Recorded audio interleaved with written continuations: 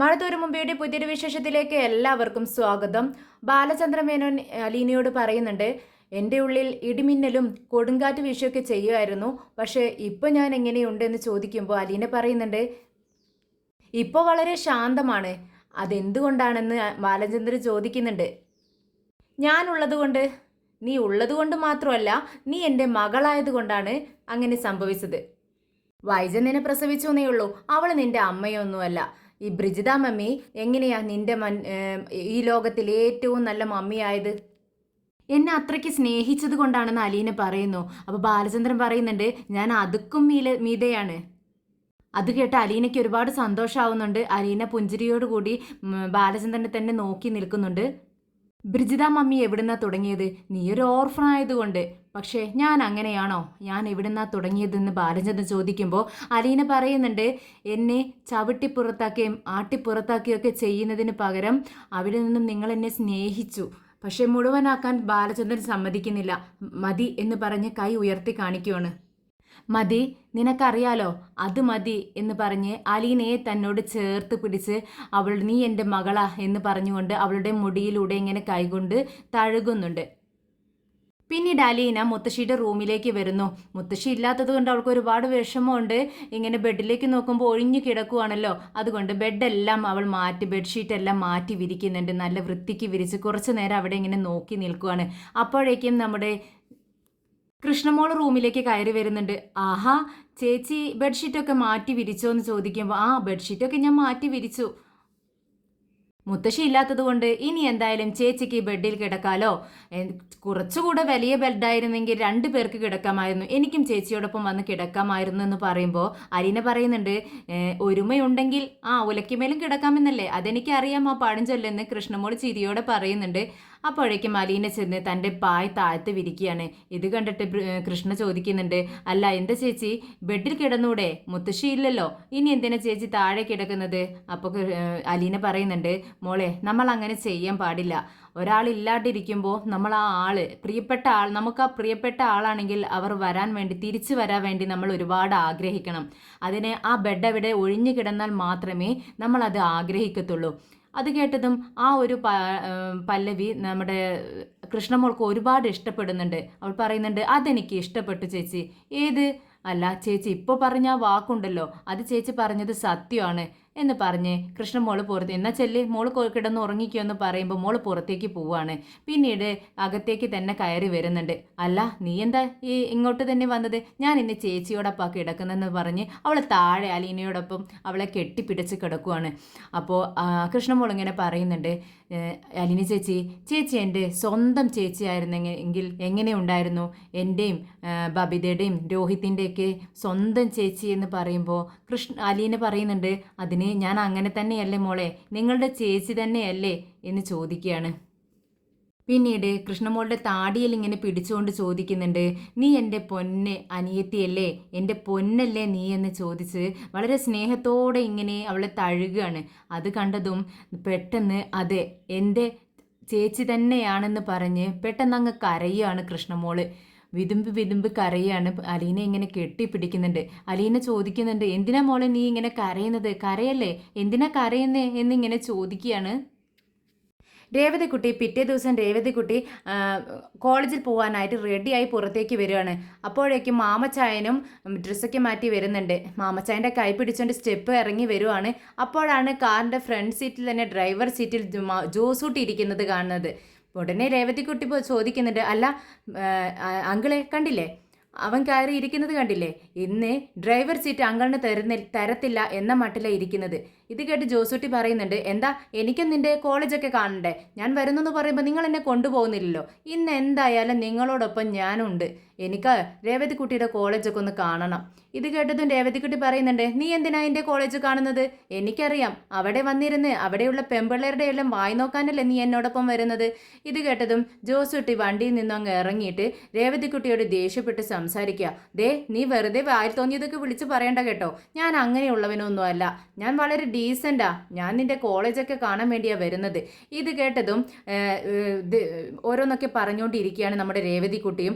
അപ്പോഴേക്കും മാമച്ചായൻ പതിയെ ഡ്രൈവർ സീറ്റിൽ കയറി ഇരിക്കുകയാണ്. ദേ മാമച്ചായ എന്ന് പറഞ്ഞ് ജോസൂട്ടി തിരിഞ്ഞു നോക്കുമ്പോഴേക്കും ഡ്രൈവർ സീറ്റിലിരിക്കുന്ന മാമച്ചായനെയാണ് ജോസൂട്ടി കാണുന്നത്. ഉടനെ തന്നെ മാമച്ചായൻ പറയുന്നുണ്ട്, ഡാ നിന്നെ ഞങ്ങൾ വേറൊരു ദിവസം കൊണ്ടുപോകും. ഞാൻ ഇന്ന് പോകുന്നതേ രേവതിക്കുട്ടിയുടെ പപ്പയായിട്ടാ. നീ പോവോ അവളുടെ പപ്പയായിട്ട് കോളേജിലേക്ക്?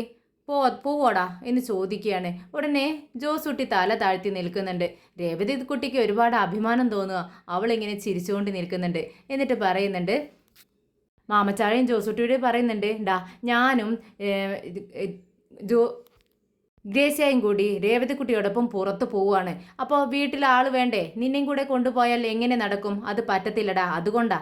പിന്നെ ഒരു ദിവസം നിന്നെ കൊണ്ടുപോകാം എന്ന് പറയുമ്പോൾ രേവതിക്കുട്ടി പറയുന്നുണ്ട്, അത് ശരിയാണ്, ഇവിടെ ആരും ഇല്ലെങ്കിൽ എന്ത് ചെയ്യും? പട്ടികൾക്ക് തീറ്റ കൊടുക്കണ്ടേ എന്ന് ചോദിക്കുമ്പോൾ ജോസുട്ടി അങ്ങ് അകത്തേക്ക് കയറി പോവാണ്. അപ്പോഴേക്കും ഗേസിയ അവൾ ലഞ്ച് ബോക്സ് എടുത്തുകൊണ്ട് വരുവാണ്. രേവതിക്കുട്ടിയോട് പറയുന്നുണ്ട്, ദേ നീ എന്ത് നോക്കിയാ രേവതിക്കുട്ടി പോകുന്നത്? ഉച്ചയ്ക്ക് പട്ടിണി കിടക്കാൻ വേണ്ടിയാണോ ഈ ലഞ്ച് ബോക്സ് ഒന്നും എന്താ നീ കൊണ്ടുപോവാത്തത് എന്ന് ചോദിച്ചുകൊണ്ടാണ് ലഞ്ച് ബോക്സും ബാഗും ഒക്കെ എടുത്തുകൊണ്ട് ഗ്രേസിയമ്മ പിറകെ തന്നെ വരുന്നുണ്ട്. അങ്ങനെ ഗ്രേസ്യ വന്ന് രേവതിക്കുട്ടിയുടെ ബാഗിൽ ലഞ്ച് ബോക്സ് ഒക്കെ വെച്ച് കൊടുക്കുകയാണ്. ശരി ചേച്ചി ആൻറ്റി, നമുക്ക് പോവാമെന്ന് പറഞ്ഞ് അവർ വണ്ടിയിൽ കയറുവാണ്. രേവതിക്കുട്ടി ഒരു പുഞ്ചിരിയോടെ ജോസൂട്ടി എങ്ങനെ നോക്കുന്നുണ്ട്. ജോസൂട്ടി ദേഷ്യം വന്നിട്ട് അകത്തേക്ക് ചാടിത്തുള്ളി പോകുന്നുണ്ട്. പിന്നീട് ബാലചന്ദ്രൻ മനുവിനെ കോൾ ചെയ്യുന്നുണ്ട്. മനു നീ എവിടെയാന്ന് ചോദിക്കുമ്പോൾ ഞാനിവിടെ എറണാകുളത്താ. ഓ അതെന്തായാലും നന്നായി, നീ ഇവിടുത്തെ നാടകങ്ങളിൽ നിന്നും ഇവിടുത്തെ പ്രശ്നങ്ങളിൽ നിന്നൊക്കെ രക്ഷപ്പെട്ടല്ലോ അല്ലേ എന്ന് ചോദിക്കുന്നുണ്ട്. ഉടനെ മനു ചോദിക്കുന്നുണ്ട്, അല്ല അങ്കിൾ ഇത് എവിടെയാ? സൗണ്ടൊക്കെ കേൾക്കുന്നുണ്ടല്ലോ, വണ്ടിയുടെയൊക്കെ സൗണ്ട് കേൾക്കുന്നു, ഇത് എവിടെയാണ് നിൽക്കുന്നതെന്ന് ചോദിക്കുന്നു. ഞാനിതാ നമ്മുടെ വീടിൻ്റെ മുറ്റത്താടാ നിൽക്കുന്നത്. ആഹാ, അങ്കിള് പുറത്തിറങ്ങി നടക്കാനൊക്കെ തുടങ്ങിയോ? ആ കുറേശ്ശെ നടക്കുന്നു. ഡോക്ടറിനോട് നടക്കാനല്ലേ പറഞ്ഞത്? അതെന്തായാലും നന്നായി, ഞാൻ ചിലതൊക്കെ അറിഞ്ഞല്ലോ അങ്കിളെ. എന്താ നീ അറിഞ്ഞത്? അല്ല അങ്കിൾ വന്നതും അങ്കിൾ ചില കടുത്ത തീരുമാനങ്ങൾ എടുത്തതുമൊക്കെ ഞാൻ അറിഞ്ഞു. അതെന്താണെന്ന് തന്നെയല്ലേ ഞാൻ ചോദിച്ചത്, നീ പറ.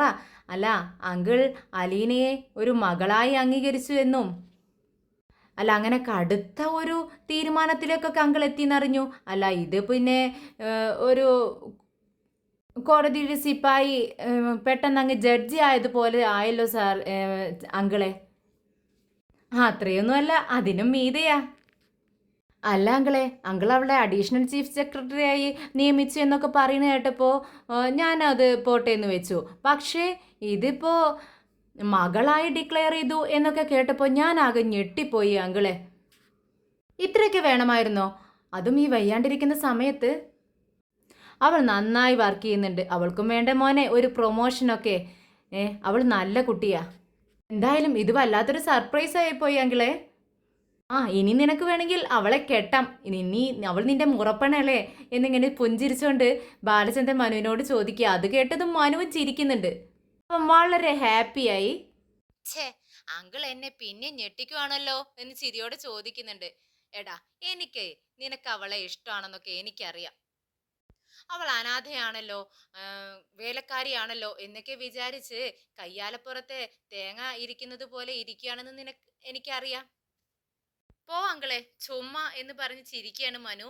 ഇത് കേട്ടതും ബാലചന്ദ്രൻ പറയുന്നുണ്ട്, എടാ ഞാൻ വെറുതെ പറയുന്നതല്ല, എന്റെ ബബിത മോൾക്കും രോഹിത്തിനും കൃഷ്ണമോൾക്കും കൊടുക്കുന്ന എല്ലാ സ്നേഹവും പദവിയും അവകാശവും സ്വത്തും ഞാൻ അവൾക്കും കൊടുക്കും. അങ്കിൾ എന്തൊക്കെയാ പറയുന്നേ? എനിക്ക് അതൊക്കെ വേണോ? എനിക്ക് ജോലിയില്ലേ, പഠിപ്പില്ലേ, ഒരു പെണ്ണിനെ പറ്റാനുള്ള കഴിവില്ലേ? അഥവാ നിനക്ക് കഴിവില്ലെങ്കിലും അവൾ നിന്നെ നോക്കും, അത് ഞാൻ ഗ്യാരണ്ടിയാടാ. അല്ല എന്റെ കല്യാണം ഇപ്പൊ തന്നെ നടത്തുന്ന ലക്ഷണമുണ്ടല്ലോ അങ്കിള്. അപ്പൊ തന്നെ ബാലചന്ദ്രൻ പറയുന്നുണ്ട്, അതെ എടാ ഞാനൊരു കാര്യം നിന്നോട് പറയാം, അവൾ അനാഥയാണ്, വേലക്കാരിയാണ് എന്നൊക്കെ പറഞ്ഞ് അവളെ അവഗണിച്ചാലുണ്ടല്ലോ അതിന്റെ നഷ്ടം നിനക്ക് തന്നെയാ. അതൊക്കെ എനിക്ക് അറിയാം അങ്കിളെ. എന്നാ ശരി അങ്കിളെ, ഞാൻ ഡ്രൈവ് ചെയ്തോണ്ടിരിക്കുക, ഞാൻ പിന്നെ വിളിക്കാം എന്ന് പറഞ്ഞ് ബാലചന്ദ്രൻ മനു ഫോൺ കട്ട് ചെയ്യുന്നുണ്ട്. അങ്ങനെ കൃഷ്ണമോൾ ഒരു പ്ലേറ്റ് എടുത്ത് അലീന ഉണ്ടാക്കിയ ഫുഡ് അതിലേക്ക് വെച്ചിട്ട് പറയുന്നുണ്ട്, എനിക്ക് അലീന ചേച്ചി ഉണ്ടാക്കിയ ഫുഡ് മതി, വാ എന്തിനാ ഇവിടെ ഇരുന്ന് കഴിക്കണേ, അലീന ചേച്ചി വാ എന്ന് പറയുകയാണ്. ഉടനെ തന്നെ അലീന പറയുന്നുണ്ട്, ഇല്ല ഞാൻ വരുന്നില്ല. എന്തിനാ? മറ്റുള്ളവരുടെ സമാധാനം ഇല്ലാതാക്കുന്നത്. മോള് കഴിച്ചോ, ഈ മുട്ട ഇരിക്കുന്നുണ്ട്, ഞാൻ നിനക്ക് തരാമെന്ന് പറഞ്ഞ് മുട്ട പുഴുങ്ങിയത് എടുത്ത് മോൾക്ക് കൊടുക്കുന്നുണ്ട്.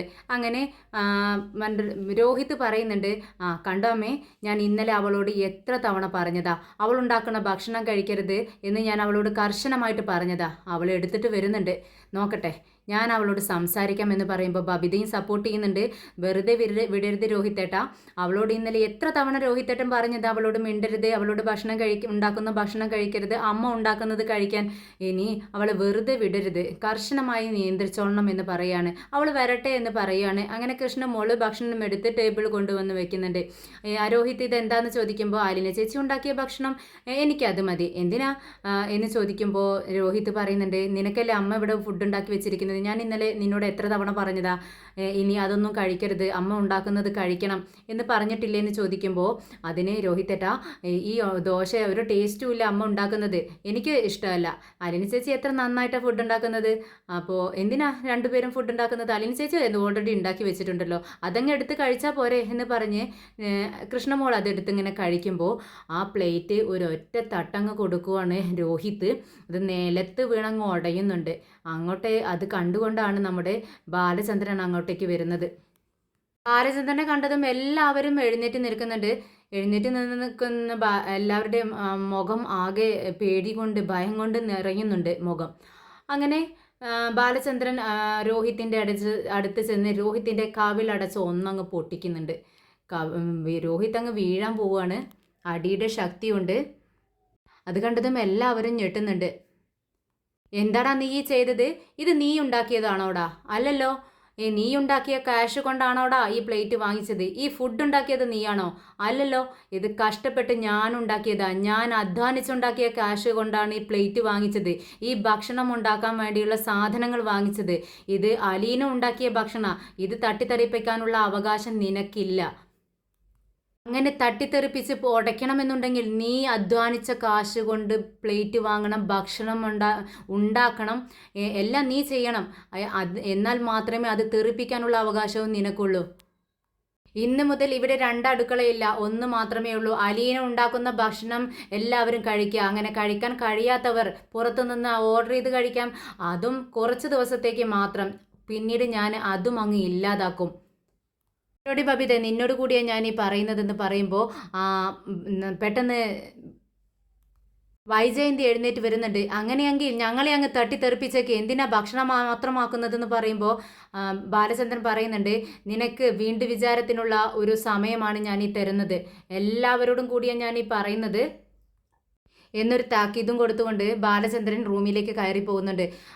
വൈജയന്തി ആണെങ്കിൽ ആകെ കലിതുള്ളി, ദേഷ്യം കൊണ്ട് കലിതുള്ളി നിൽക്കുവാണ്. നേരെ കൃഷ്ണമോളുടെ അടുത്തേക്കാണ് ചെല്ലുന്നത്. നിനക്കിപ്പോൾ സമാധാനമായോടി എന്ന് ചോദിക്കുകയാണ്. എന്നിട്ട് പിന്നെ അലീനയുടെ നേരെ ചെല്ലുന്നുണ്ട്. സ്വർഗം പോലെ ഇരുന്ന വീടാണിത്, നീ അത് നരകമാക്കി അല്ലടി മൂദേവി എന്ന് ചോദിച്ചുകൊണ്ട് നീ സന്തോഷിക്കേ എന്ന് പറഞ്ഞ് വൈജയന്തി പെട്ടെന്ന് റൂമിലേക്ക് കയറി പോവുക. ആരും ഭക്ഷണം കഴിക്കാണ്ട് കൈ കഴുകി റൂമിലേക്ക് ചെല്ലുന്നുണ്ട്.